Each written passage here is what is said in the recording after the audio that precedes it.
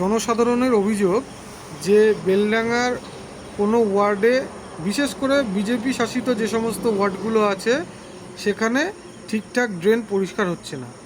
বাড়ি বাড়ি যে নোংরা নেওয়ার গাড়ি সেটা ঠিকঠাক যাচ্ছে না। এক কথায় বেলডাঙার নোংরা পরিষ্কার হচ্ছে না। এই বিষয়ে আপনি কি বলবেন? উন্নয়নে কিছু নাই, ধারাবাহিক পৌরসভার পরিষ্কার পরিচ্ছন্নতার কোনো দেখভাল করার লোক নাই।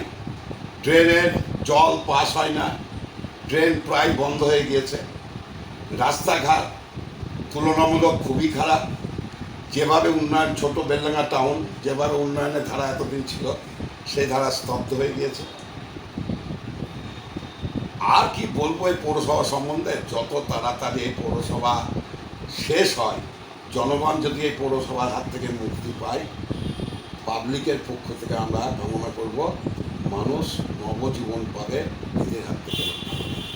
আমরা লড়াই করছি, লড়াইয়ের শেষ নাই, লড়াই করে যাব যতক্ষণ পর্যন্ত বোর্ডের সদস্য থাকব, লড়াই করে যাব।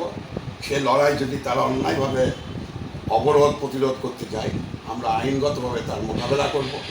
এবং বেলডাঙ্গার সার্বিক যে আমাদের 5টা কাউন্সিলর আছে, দরকার হলে 5টা কাউন্সিলরে যারা সচেতন মানুষ তাদেরকে একত্রিত করে আমরা বেলডাঙ্গা পৌরসভার এগেনস্টে আগামী দিনে বৃহৎ আন্দোলন করব।